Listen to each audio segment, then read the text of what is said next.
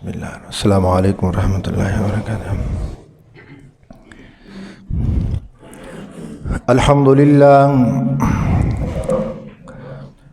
الحمد للہ وکفی وسلام علی عبادہ الذین اصطفی، اما بعد، قال اللہ تبارک وتعالی: واعتصموا بحبل اللہ جميعا ولا تفرقوا۔ قال اللہ تعالی فی مقام آخر: قد افلح من تزکا وذکر اسم ربہ فصلی، بل تؤثرون الحیاۃ الدنیا والآخرۃ خیر وابقی، ان ھذا لفی الصحف الاولی صحف ابراہیم وموسیٰ، صدق اللہ العظیم۔ میرا انتہائی واجب الاحترام بزرگوں، دوستوں اور نوجوان بھائیوں،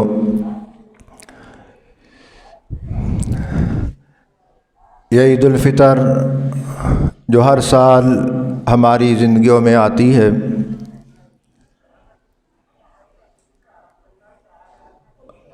رب العالمین نے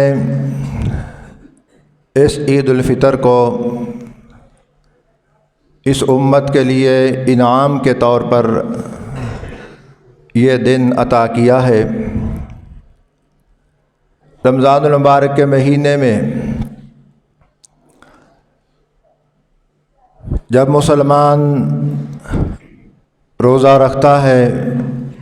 اور دن بھر کی مشقت، بھوک اور پیاس کو برداشت کرتا ہے، اور رات کو اللہ کی بارگاہ میں کھڑے ہو کر اللہ کا قرآن سنتا ہے اور سناتا ہے، تو گویا کہ وہ خالق کائنات کی ایک پورا مہینہ مزدوری کر رہا ہوتا ہے۔ اور یہ قاعدہ ہے کہ جب کوئی مزدور مزدوری کر کے فارغ ہو جاتا ہے، اس کے بعد مالک اس کو اجر عطا کرتا ہے۔ مسلمان پورا مہینہ اپنے اللہ کی عبادات، اس کی طاعات اور اس کی بندگی کرتا ہے، اور جب رمضان المبارک کا مہینہ اختتام پذیر ہوتا ہے، اس کے بعد رب العالمین انعام کے طور پر مسلمانوں کو یہ خوشی کا دن عطا کرتا ہے۔ اس دن کے حوالے سے سرور کائنات حضرت محمد الرسول اللہ صلی اللہ علیہ وسلم نے فرمایا ہے کہ جس دن عید الفطر کا دن ہوتا ہے، مسلمان اپنے گھر سے اللہ کی کبریائی کا اعلان کرتے ہوئے اور تکبیرات پڑھتے ہوئے عیدگاہ کی طرف جاتا ہے، اور جب وہ عید پڑھ کر فارغ ہوتا ہے، آسمان سے آئے ہوئے فرشتے ہر اس مسلمان سے مصافحہ کرتے ہیں جو مسلمان پورا مہینہ اللہ کی بندگی اور اطاعت میں گزارتا ہے، اور جس وقت وہ عیدگاہ سے واپس پلٹتا ہے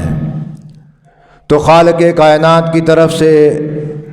ان کی مغفرت کا اعلان ہو چکا ہوتا ہے۔ محترم حاضرین، آج عید کی جو روایات ہیں وہ مسلمان نے بڑی تیزی کے ساتھ بھلا دی ہیں،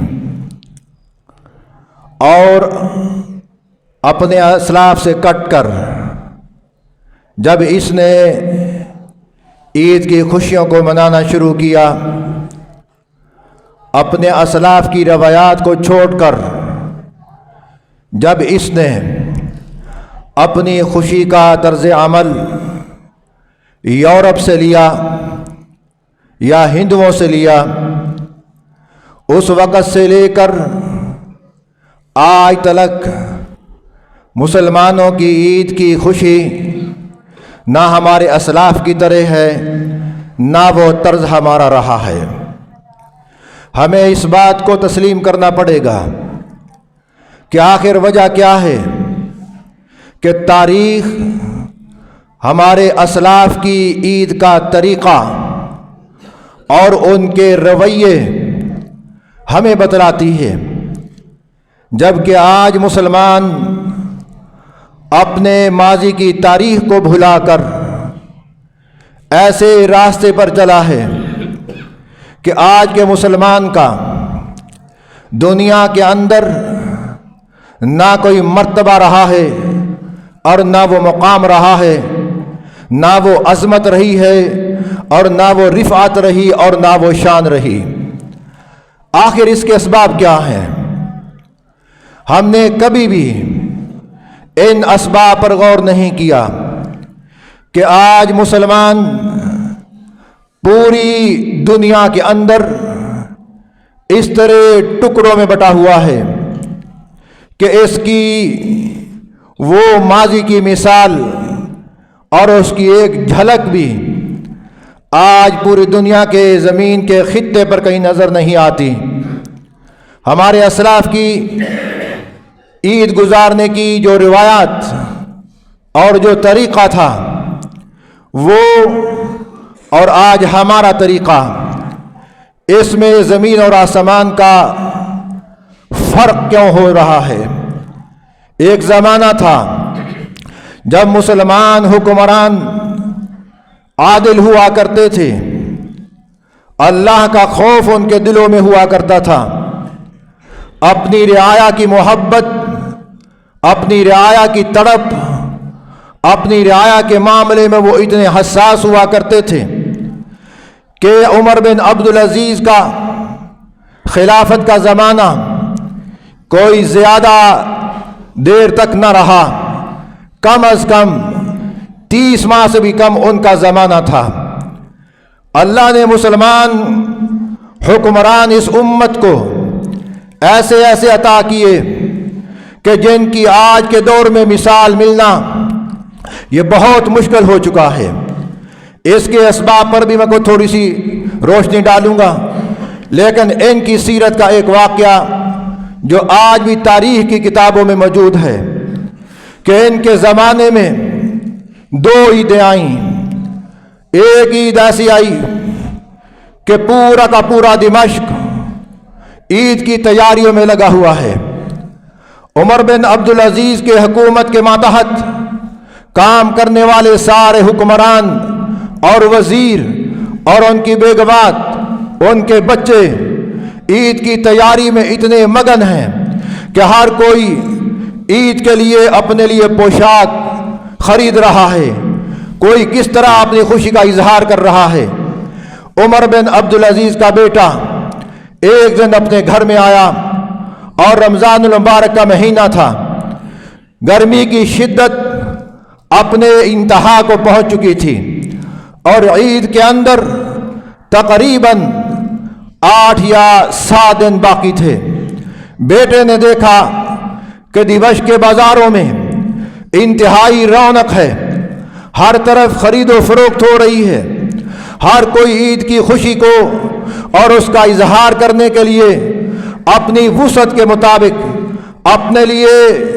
کپڑے کی خریداری کر رہا ہے، کوئی اپنی خوشی کا اظہار کرنے کے لیے جو کچھ اس سے ہوتا ہے وہ کرنے کی کوشش کر رہا ہے۔ یہ خلیفۃ المسلمین کا بیٹا چھوٹا سا روتا ہوا اپنے گھر کے اندر آیا۔ اماں نے دیکھا کہ میرا بیٹا آج روتا ہوا میرے گھر کے اندر آیا ہے۔ اماں نے فوراً اپنے بیٹے کو پکڑ کر अपने लख्ते जिगर को अपने सीने से लगाया और पूछा, बेटे क्या बात है? बेटे ने रोते हुए कहा कि ऐ अम्मा, अब्बू के सारे वजीर और उनके बेटे आज दिमश्क के बाजार में पोशाक खरीद रहे हैं, जबकि आपने मेरे बारे कहा था कि बेटे तेरे कपड़ों को मैं अपने हाथ से धोऊंगी और उनको प्रेस करूंगी और तू अपने अब्बा का हाथ पकड़कर ईदगाह में ईद पढ़ने के लिए जाना है। मुझे नए कपड़ों की ज़रूरत है। मेरे सारे दोस्त आज नया लिबास पहनकर खुशी का इजहार कर रहे हैं और मेरे लिए आपने उन्हीं कपड़ों का इंतज़ाम कर रखा है जो पहले भी मैं पहना करता हूँ और ईद के दिन भी आज मेरे लिए वही कपड़े हैं। चुनाचे उमर बिन अब्दुल अजीज़ की बीवी फातिमा इसी असना में, इसी गम में अपने बेटे की आंखों से निकलते हुए आंसुओं को पूंछ रही थी और रात की तारीकी में उमर बिन अब्दुल अजीज़ अपनी रियाया और अपनी खिलाफत के उमूर को ख़त्म करने के बाद जब घर आए और बीवी ने उमर बिन अब्दुल अजीज़ से अपने बेटे का किस्सा बयान किया कि बेटा आज इतना रो रहा था कि इसको दिलासा दिलाना मेरे लिए इंतहाई मुश्किल था। उमर बिन अब्दुल अजीज़ ने अपनी बीवी से कहा कि ऐ फातिमा, तू जानती है कि इस वक्त बैतुल माल से मेरा जो वजीफ़ा है ये 100 दिरहम है और उसी मैंने 100 दिरहम से अपने घर के अखराजात भी करने हैं और उसी 100 दिरहम में से मैंने अपने मुलाजिम की तनख्वाह भी अदा करनी है। अगर पूरे महीने के खर्चे में से कुछ बचे तो मैं अपने बच्चों के लिए कुछ कपड़ा लूं, बल्कि महीना ख़त्म होने से पहले मेरे पास वो वजीफ़ा ख़त्म हो जाया करता है। अब मैं इन बच्चों के लिए ईद का लिबास, ईद की रौनक दोबारा करने के लिए मैं क्या कर सकता हूँ? और अपनी नज़रों को नीचे झुकाया और उसके बाद एक गमगीन लहजे में अपनी बीवी से कहते हैं कि आपके पास अगर कोई चीज़ है तो आप वो फरोख्त कर दो ताकि उसको बेचकर हमारे बच्चे दूसरे लोगों की तरह ईद की खुशियों में बराबर के शरीक हो जाएं। बीवी ने अर्ज़ किया, ऐ मेरे शोहर, ऐ मेरे सर के ताज, अगर मेरे पास कुछ होता तो मैं वो चीज़ आपके कदमों में डाल देती। हत्ता कि मेरे अब्बू ने निकाह के मौका पर जो मुझे हीरों का हार दिया था, आपने उस हार को भी मुसलमानों के बैतुल माल में जमा करवा दिया है और आज मेरे पास एक ऐसी चीज़ नहीं है कि जिसको बेचकर वो पैसे मैं तुम्हें दे सकूं। उमर बिन अब्दुल अजीज़ की आंखों से आंसू आए और अपना बचपन का वो ज़माना याद किया और आंखों से आंसू निकलते हुए जब बीवी ने देखे, पूछा, मेरे सरदार आप क्यों रो रहे हो? बताया कि बात ये नहीं है, मुझे आज अपना वो बचपन का ज़माना, मुझे आज वो अपनी जवानी के अय्याम याद आ रहे हैं कि एक ज़माना था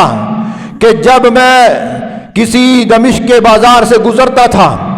तो पूरा का पूरा बाजार 3 दिन तक उस बाजार से खुशबू नहीं जाया करती थी और मैं जो लिबास ज़ेबे तन कर लिया करता था उसके बाद उस लिबास को मैं सदका कर दिया करता था। हज़ारों उबाएं, हज़ारों किस्म की पोशाक मेरे घर में रहा करती थी, लेकिन जो पोशाक मैं एक मर्तबा पहन लिया करता था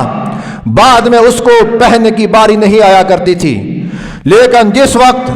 मैंने सल्तनत के उमूर संभाले और देखा कि हमसे पहली हुकूमतें इस तरह कौम के माल पर डाका डालकर इस तरह वो अयाशियां करती रहीं, मैंने उन रवायात को बदला और अपने घर के जेवरात और अपनी तमाम तर वो हर किस्म की अयाशी اور ہر قسم کی وہ جو میری ایک فضول خرچی بھی تھی وہ ساری کی ساری میں نے ترک کی اور سارا کچھ میں نے اپنی قوم کے لیے بیت المال میں جمع کروا دیا۔ یہ وہ حکمران ہوا کرتے ہیں۔ اور فلک نے دیکھا کہ جس وقت عمر بن عبدالعزیز اپنے ملازم کو ایک خط لکھتا ہے اور بیت المال کے چیئرمین کے پاس وہ خط لے کے جاتا ہے، جس وقت بیت المال کا چیئرمین اس خط کو پڑھتا ہے، پڑھنے کے بعد جب دیکھتا ہے کہ عمر بن عبدالعزیز نے یہ لکھا ہے کہ مجھے بیت المال سے 1 مہینے کی تنخواہ جو ہے وہ ایڈوانس دے دی جائے، چنانچہ بیت المال کا چیئرمین خط کا جواب لکھتا ہے کہ عمر بن عبدالعزیز آپ مجھے 1 مہینے تک کے زندہ رہنے کی گارنٹی دے دو، اور یہ قوم کا مال ہے، اگر آپ 1 مہینہ زندہ رہنے کی گارنٹی دے سکتے ہیں تو میں بیت المال سے آپ کو ایک ایڈوانس تنخواہ دے سکتا ہوں۔ بس یہ خط پڑھنا تھا۔ عمر بن عبدالعزیز زارو کے تار رو رہا ہے اور کہتا ہے کہ اے بیت المال کے چیئرمین، تو نے مجھے ہلاکت سے بچایا ہے۔ اور آسمان نے وہ دن دیکھا، زمین اس منظر کو دیکھ رہی تھی کہ آج خلیفۃ المسلمین، مسلمانوں کا بادشاہ، مسلمانوں کا وہ عظیم حکمران اسی دھلے ہوئے لباس کو پہن کر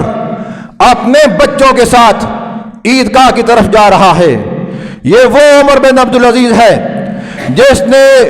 علوم نبوت پڑھا تھا۔ علوم نبوت کا ہر انسان کے دل پر وہ نور ہوتا ہے کہ جس نور کی روشنی میں وہ نہ ہی صرف اللہ کا خوف کھاتا ہے بلکہ رعایا کا احترام اور رعایا کے حقوق ہر وقت اس کے دل دماغ کی سکرین پر گردش کرتے رہتے ہیں کہ کہیں ایسا نہ ہو کہ میں اپنی رعایا کے کسی حق پر ڈاکہ ڈال رہا ہوں۔ آج مسلمانوں نے اس قرآن سے اعراض کیا ہے۔ آج پوری دنیا کے اندر مسلمان انتہائی ذلیل سمجھا جاتا ہے، انتہائی کمزور سمجھا جاتا ہے۔ عالمی قوتیں آج مسلمان قوم کا تمسخر اور مذاق اڑا رہی ہیں، لیکن آج مسلمان اپنی اس عظمت رفتہ کو اس طرح بھلا چکا کہ اس نے اپنی عدالت سے، اپنی ریاست سے، اپنے معاشرے سے، اپنے خاندانی نظام سے اس قرآن کو اس طرح دور کیا۔ خدا نے وہ دن دکھائے، وَمَنْ أَعْرَضَ عَنْ ذِكْرِي فَإِنَّ لَهُ مَعِيشَةً ضَنْكًا، جو قرآن سے اعراض کر لیتا ہے میں اس کی معیشت کو، اس کی گزران کو تنگ کر کے رکھ دیتا ہوں۔ آج پاکستان پر بلکہ پورے عالم اسلام کے لوگوں پر اور بالخصوص پاکستان کے حوالے سے یہ جو آج حالات ہمارے سامنے انتہائی ناقابل دید ہیں، کبھی مسلمانوں پر ایسا وقت نہیں آیا تھا۔ آج ہر شخص اپنی مہنگائی کو رو رہا ہے، آج ہر شخص اپنی معیشت کا رونا نظر آتا ہے، اور پاکستان اپنی معیشت کو سنبھالا دینے کے لیے جو کچھ اس سے ہو رہا ہے وہ کرنے کی کوشش کر رہا ہے، لیکن اس کے جو اصل اسباب ہیں اس کی طرف کسی کی توجہ نہیں جاتی کہ آخر وجہ کیا ہے کہ اس وقت پوری پاکستانی قوم کی حالت یہ بن چکی ہے کہ ہر فرد ایک دوسرے کو کاٹ کر کھانے کے لیے تیار ہے، اور ڈاکہ عام ہو رہا ہے، زنا عام ہو رہا ہے، لوٹ بازاری اتنی ہو رہی ہے، ہر شخص اپنے آپ کو غیر محفوظ سمجھ رہا ہے۔ اس کی وجہ یہ ہے وَمَنْ أَعْرَضَ عَنْ ذِكْرِي فَإِنَّ لَهُ مَعِيشَةً ضَنْكًا، جس وقت سے مسلمانوں نے قرآن سے اعراض کیا اور اس قرآن کو اپنے معاشرے سے، اپنی عدالت سے، اپنی ریاست سے نکالا ہے، اس کے احکام کو قوانین نہیں بنایا گیا، آج مسلمانوں کی حالت یہ بن چکی ہے کہ آج مسلمان اس کو پڑھتا تو ہے لیکن مسلمان نے اپنی زندگی کے تمام معاملات میں اس قرآن کو خارج کر دیا ہے۔ آج ہماری حالت وہ ہے، میں نے ابھی آپ کے سامنے ایک آیت پڑھی ہے کہ ایک سورہ عنکبوت کی آیت نمبر 10، اولم یکفیہم انا انزلنا علیک الکتاب یتلی علیہم، فرمایا کیا ان لوگوں کے لیے اس آسمان سے آنے والی کتاب کافی نہیں ہے کہ جس کو چھوڑ کر ان کی نظریں کسی اور کی طرف اٹھ رہی ہیں۔ इमाम दारमी रहमतुल्लाह अलैह ने मुस्नद दारमी में लिखा है कि एक मर्तबा सहाबा इकराम मदीने में बैठे हुए और मदीने का माहौल ऐसा मखलूत माहौल था कि वहाँ पर मुसलमान भी रहा करते थे और वहाँ पर ईसाई भी रहा करते थे और वहाँ बुत परस्त भी मौजूद थे और सारे के सारे एक दूसरे की खुशी में एक दूसरे के गम में शरीक हुआ करते थे। लेकिन एक मर्तबा ऐसा हुआ कि मुसलमान यहूदियों के साथ किसी मसले में बहस मुबासा कर रहे थे। इसी असना में उनको एक ऊंट की हड्डी का कूला मिला और उसके ऊपर तौरात के अहकाम दर्ज थे और मुसलमान इस हड्डी को और इसके लिखे हुए तौरात के अहकाम को देखकर बड़े खुश हुए कि हम इसको जनाब मोहम्मद रसूलुल्लाह सल्लल्लाहु अलैहि वसल्लम के पास लेके जाते हैं। इसी असना में वो इस तौरात के लिखे हुए अहकाम को नबूवत के कदमों में लाकर बिछाते हैं और कहते अर्ज करते हैं, अल्लाह के पैगंबर, ये हड्डी हमें मिली है और इस पर तौरात के अहकाम लिखे हुए हैं। कायनात के ताजदार ने जब देखा तो आपके माथे अनवर पर सलवटें पड़ गईं और आपका चेहरा अनवर गुस्से से सुर्ख हुआ और आपने वो तारीखी जुमले इरशाद फरमाए जिसको इमाम मोहम्मद बिन जरीर तबरी रहमतुल्लाह अलैह ने तफसीर तबरी में लिखा है कि कायनात के ताजदार ने उसी वक्त कहा कि तुम्हारा हाल मेरे सामने ये है। फरमाया कि जो कौम अपने पैगंबर की लाई हुई हिदायत को, जो कौम अपने पैगंबर की लाई हुई तालीमात को छोड़कर किसी और चीज की तरफ रुख करती है, फरमाया उस कौम के लिए गुमराह होना यही काफी है कि उसने अपनी पैगंबर की लाई हुई तालीमात से मुंह फेर रखा है। आज मुसलमान दुनिया के हर उलूम और फनून को पढ़ता है, हर कोर्स करता है, लेकिन अगर कुछ नहीं पढ़ता वो अल्लाह के रसूल का लाया हुआ दीन नहीं पढ़ता, बाकी सब कुछ पढ़ते हैं। आज हमारी हालत ये है कि हम दीन के नाम पर किसी इंजीनियर के पास जाते हैं, दीन के नाम पर किसी डॉक्टर के दर्स को फॉलो करते हैं, दीन के नाम पर किसी प्रोफेसर की बात को हम लेने की कोशिश करते हैं, जबकि पूरी दुनिया का कायदा यह है कि जो जिस फन का माहिर होता है उसी फन में उससे रहनुमाई ली जाती है। तो आज हम जो कुरान पढ़ता है, जो पैगंबर की हदीस पर अबूर रखता है, उसको छोड़कर हम उस शख्स से रहनुमाई लेने की कोशिश करते हैं जिसने सारी जिंदगी एक यूनिवर्सिटी के अंदर इंजीनियरिंग पढ़ी है, जो जानता है कि मकान कैसे बनाना है, जो जानता है लोगों की नालियां कैसे दुरुस्त करनी है, जो जानता है लोगों की दीवारों को टेढ़ा मेढ़ा होने से कैसे बचाना है। लेकिन आज हमारी कौम की हालत यह है कि हम दीन के मामले में उन लोगों की तरफ रुख कर रहे हैं। आज मुल्लाओं को कहा जाता है मुल्ला अनपढ़ तबका है, मुल्ला जाहिलों का तबका है, मुल्ला फसादी है, मुल्ला मलवट्टा है। लेकिन इस मुल्ला को जो मर्जी कहो, मैं बमांगे दोहल इस बात का ऐलान करता हूं कि मुल्ला की तारीख भी देख लो। आज दुनिया वाले जो आज दुनिया की जिम्मेदारियां ले हुए हैं, इनकी तारीख भी देखो कि रोशन तारीख मुल्ला की है या उन लोगों की जिन्होंने अल्लाह के दीन को छोड़कर कुछ और अलूम पढ़कर इस दुनिया की बागडोर को संभाला है। फर्क वाज़ेह है। यही उमर बिन अब्दुल अजीज ये कौन था? कुरान करीम का हाफिज था, मस्जिद की इमामत किया करता था, मुसलमानों का खलीफा था, मुसलमानों का आदिल हुक्मरान था, कुरान पढ़ता था, कुरान पढ़ाता था, उलूम नबूवत का वारिस था।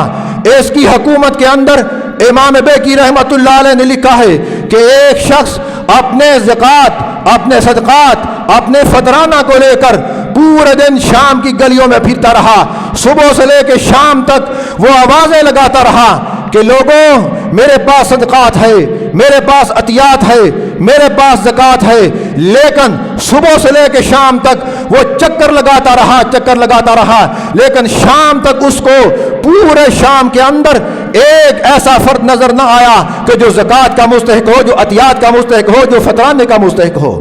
ये है मुसलमानों की रोशन तारीख। और आज उन लोगों की तारीख को भी देखो जिन्होंने कुरान को पसे पश्त डाला और कुरान के बारे में यह अकीदा बनाया कुरान सिर्फ एक पढ़ने के लिए है